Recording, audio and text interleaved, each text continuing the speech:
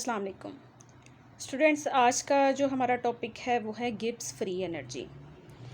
अब Gibbs free energy concept जो है ये हमें बताएगा कि रिएक्शन जो है वो स्पॉन्टेनियस है या फिर नॉन स्पॉन्टेनियस है।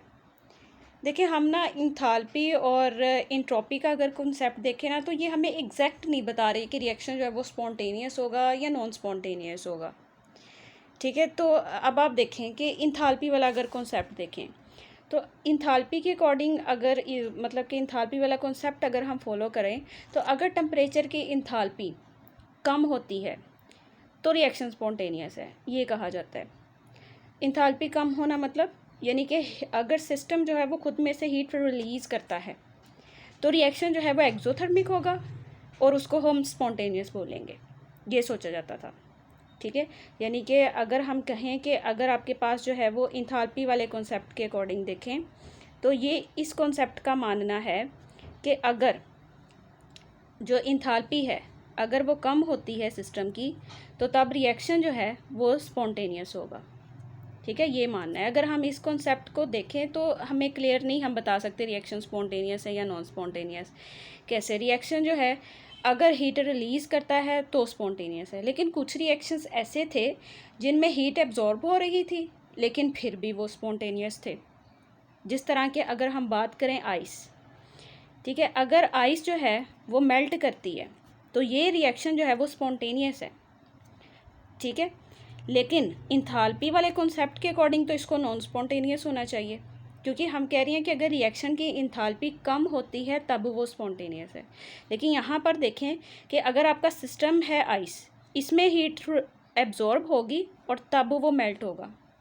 ठीक है, तो यहाँ हीट कंटेंट बढ़ रहा है, यानी कि यहाँ पर तो इंथाल्पी बढ़ रही है।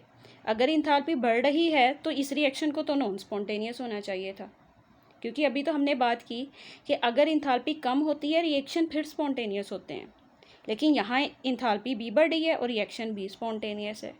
यानी कि इस कॉन्सेप्ट से हम नहीं बता सकते कि रिएक्शन स्पॉन्टेनियस है या नॉन स्पॉन्टेनियस है। ये कुछ रिएक्शंस को ये एक्सप्लेन सही कर सकती है स्पॉन्टेनिटी बताने के लिए। तो फिर नेक्स्ट कॉन्सेप्ट देखा गया इंट्रोपी। ठीक है, अब आप देखें कि अगर हम इंट्रोपी के बारे में बात करें तो हम कहते हैं कि अगर सिस्टम की इंट्रोपी बढ़ती है तब रिएक्शन जो है वो स्पॉन्टेनियस होगा। ठीक है, इंट्रोपी वाले कॉन्सेप्ट के अकॉर्डिंग लिख लेते हैं। देखिए, अगर आपके पास जो है वो इंट्रोपी वाला कॉन्सेप्ट है, ठीक है, इंट्रोपी जो है अगर बढ़ती है रिएक्शन क्या होगा? स्पॉन्टेनियस होगा। ठीक है, और यही अगर हम कह लें कि इंट्रोपी जब कम होगी तो रिएक्शन नॉन स्पॉन्टेनियस होगा। और इंट्रोपी आप देखिए कैसे बढ़ सकती है? टेम्परेचर के बढ़ाने से इंट्रोपी बढ़ती है ना, यानी कि अगर टेम्परेचर बढ़ता है तो इंट्रोपी बढ़ जाएगी और रिएक्शन स्पॉन्टेनियस हो जाएगा, और अगर टेम्परेचर कम होता है इंट्रोपी कम हो जाएगी, रिएक्शन नॉन स्पॉन्टेनियस होगा। ठीक है, अगर हम इस कॉन्सेप्ट के अकॉर्डिंग देखें। लेकिन एग्जांपल ले लेते हैं। देखिए, अगर जो है हम बात करें कि चाय जो है वो ठंडी हो रही है तो वहाँ से क्या होगा? हीट कम हुई। हीट कम होने से क्या होगा? इंट्रोपी डिक्रीज़ हो जाएगी, और अगर इंट्रोपी डिक्रीज़ होती है तो रिएक्शन नॉन स्पॉन्टेनियस होना चाहिए, लेकिन चाय का ठंडा होना तो स्पॉन्टेनियस है। ठीक है, तो फिर इंट्रोपी वाला कॉन्सेप्ट भी ठीक नहीं है। ये भी हमें एग्जैक्ट नहीं बता सकता कि रिएक्शन स्पॉन्टेनियस होगा या फिर नॉन स्पॉन्टेनियस होगा। तो इस कन्फ्यूजन के लिए गिब्स फ्री एनर्जी का कॉन्सेप्ट आया। ठीक है, गिब्स फ्री एनर्जी का कॉन्सेप्ट जो है इस कन्फ्यूजन को दूर कर देगा। इससे हम बता सकेंगे रिएक्शन जो है वो स्पॉन्टेनियस कब होगा, नॉन स्पॉन्टेनियस रिएक्शन जो है वो कौन सा होगा। तो चलें इस टॉपिक को हम करते हैं स्टार्ट। तो सबसे पहले जो कॉन्सेप्ट है, मतलब कि किसने इंट्रोड्यूस करवाया था? जोसिया विलियर्ड गिब्स ने। ठीक है, 1876 में इन्होंने ये कॉन्सेप्ट दिया था। ये भी एक एक्सपेरिमेंट ही कर रहे थे। तो देखें कि गिब्स फ्री एनर्जी क्या है। Gibbs free energy is the measure of usable energy of a system at constant temperature and pressure. ठीक है, जब हम क्या करें कि कंडीशन प्रोवाइड करते हैं, टेम्परेचर को भी कांस्टेंट रखें, प्रेशर को भी कांस्टेंट रखें, उस टाइम पर सिस्टम की जो एनर्जी है जिसको हम बाद में यूज़ कर सकते हैं, उस एनर्जी को हम गिब्स फ्री एनर्जी बोलते हैं। ठीक है, या इसको जो है वो पहले अवेलेबल एनर्जी भी बोला जाता था। गिब्स फ्री एनर्जी को ही। ये बाद में जो है वो इसका नाम जो है वो उसको दिया गया गिब्स फ्री एनर्जी का, लेकिन इससे पहले इसको अवेलेबल एनर्जी कहा जाता था। ठीक है, तो ये कौन सी एनर्जी है? ये वो एनर्जी है जो कि सिस्टम प्रोवाइड करेगा यूज़फुल वर्क डन के लिए। ठीक है, कुछ वर्क करने के लिए जो एनर्जी यूटिलाइज होती है, अगर वो सिस्टम प्रोवाइड कर रहा है, उस एनर्जी को हम कहेंगे कि वो आपके पास है गिब्स फ्री एनर्जी। ठीक है, सो हम कह सकते हैं Gibbs free energy was previously known as available energy.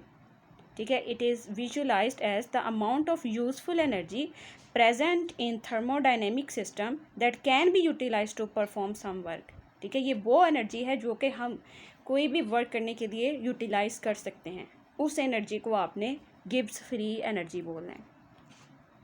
अब आप देखें कि इसको रिप्रेजेंट कैसे किया जाता है।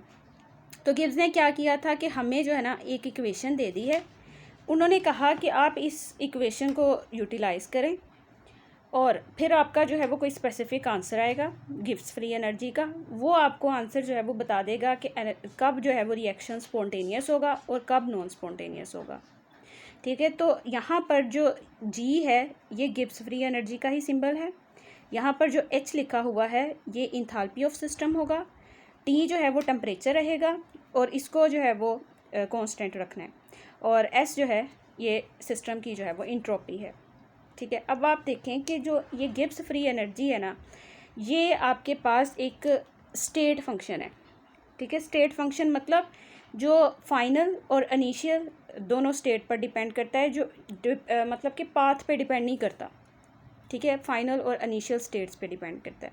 तो फिर क्या हुआ कि फिर जो हमने इक्वेशन बनाई है उसको चेंज की फॉर्म में हमें लाना पड़ेगा, change in Gibbs free energy हमें फाइंड करना पड़ेगा। ठीक है, तो आपने जो है वो सारी जो हमने पीछे इक्वेशन बनाई है उसको जो है आपने चेंज के हिसाब से जो है वो लिख लेना है। तो अब आप देखें कि उसी को आप क्या लिख लिया, del G is equals to del H minus del T S. ठीक है, इस तरह आपकी इक्वेशन बन जाएगी। क्यों? क्योंकि अभी मैंने बताया कि गिब्स फ्री एनर्जी एक स्टेट फंक्शन है। स्टेट फंक्शन वो होते हैं जो इनिशियल और फाइनल स्टेट पे डिपेंड करते हैं, पाथ पे डिपेंड नहीं करते। ठीक है, तो फिर आपने क्या करना है, यहाँ पर चेंज का साइन ले आना है। तो अब आप क्या करें कि यहाँ पर जो है वो इन दोनों को मल्टीप्लाई करें और इस तरह जो है वो एक फ़ाइनल इक्वेशन बन जाएगी। अब मैंने आपको स्टार्ट में ही बताया कि यहाँ पर आपने क्या करना है कि जो टेम्परेचर है ना वो कांस्टेंट रखना है। ठीक है, टेम्परेचर जो है वो कांस्टेंट रहेगा तो फिर ये इक्वेशन जो है कि इस तरह बन जाएगी, यानी कि यहाँ पर चेंज इन टेम्परेचर आपने नहीं फाइंड करना, वो हमेशा ज़ीरो के इक्वल ही आपने रखना है। तो यहाँ पर फाइनल इक्वेशन हो जाएगी del G is equals to del H, यानी कि change in enthalpy minus temperature. ठीक है, ये फिक्स रहेगा, कांस्टेंट रहेगा, और फिर डेल एस यानी कि change in entropy of the system. ठीक है, अब आपने जो है ये इक्वेशन बना ली, इसको हेल्महोल्ट्ज़ इक्वेशन बोलते हैं। और ये इक्वेशन हमें हेल्प करेगी कि किस तरह हमने बताना है कि रिएक्शन जो है वो स्पॉन्टेनियस है या फिर नॉन स्पॉन्टेनियस है। हाँ जी, अब ना हम देखते हैं कि कब रिएक्शन जो है वो स्पॉन्टेनियस होगा, कब नॉन स्पॉन्टेनियस होगा। ठीक है, तो देखो अगर तो आपके लिए जो डेल जी है, अगर तो उसकी वैल्यू आ जाती है पॉजिटिव, तब रिएक्शन जो है वो नॉन स्पॉन्टेनियस होना है। बस आपने ये याद रखना है कि जब भी डेल जी की वैल्यू पॉजिटिव आनी है, ठीक है, तो तब रिएक्शन जो है वो होगा नॉन स्पॉन्टेनियस। अब वो पॉजिटिव कैसे आएगी? देखो आपके पास इक्वेशन क्या है, यानी कि जो डेल जी है वो आपके पास है del H minus T del S, ये आपके पास इक्वेशन है। ठीक है, तो अगर आप देखें आपके पास डेल एच की वैल्यू पॉजिटिव है, ठीक है, और उसके अलावा माइनस और जो आपके पास इंट्रोपी है इसकी वैल्यू जो है वो नेगेटिव है।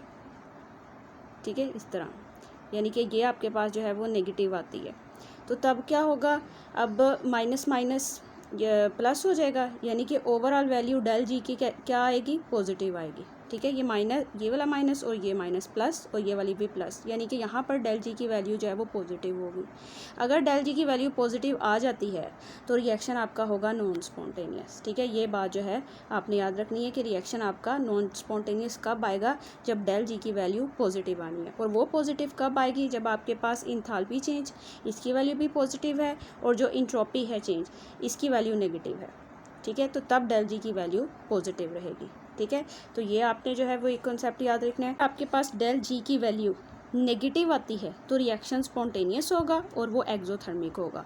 अब वैल्यू जो है वो नेगेटिव कब आएगी ये आपने देखना है, ठीक है। अगर आपके पास चलो इक्वेशन पहले लिख लेते हैं, यानी कि आपके पास del G is equals to del H minus T del S, ये आपके पास जो है वो इक्वेशन है। आपने इसमें वैल्यूज़ पुट कर देनी है। तो अब आप देखें कि अगर आपके पास जो डेल एच है ये नेगेटिव है, ठीक है, और आपके पास माइनस टी और जो डेल एस है ये आपके पास पॉजिटिव है, ठीक है। ये आपके पास जो है वो अगर पॉजिटिव है तो क्या होगा कि प्लस माइनस माइनस और ये वाली भी वैल्यू माइनस, यानी कि ओवरऑल आंसर जो है डेल जी का आपका वो आ जाएगा नेगेटिव, ठीक है। और अगर आपके पास वैल्यू नेगेटिव आती है तो रिएक्शन जो है वो स्पॉन्टेनियस होगा और एक्सोथर्मिक होगा, ठीक है। और अगर आपके पास डेल जी की वैल्यू 0 आती है तब आपके पास रिएक्शन जो है वो इक्विलिब्रियम स्टेट पे होगा, ठीक है। आपने ये जो है वो कुछ कंडीशंस याद रखनी है कि अगर आपके पास डेल जी की वैल्यू जो है वो पॉजिटिव आती है तो रिएक्शन नॉन स्पॉन्टेनियस, अगर नेगेटिव आती है तो स्पॉन्टेनियस, और अगर वो 0 के इक्वल आ जाती है तो रिएक्शन आपका होगा एक्सोथर्मिक। अब ना क्या करते हैं कि एक एग्जांपल ले लेते हैं, तो उस एग्जांपल से बताते हैं कि डेल जी कब नेगेटिव होगा और कब पॉजिटिव होगा और कब 0 के इक्वल होगा, ठीक है।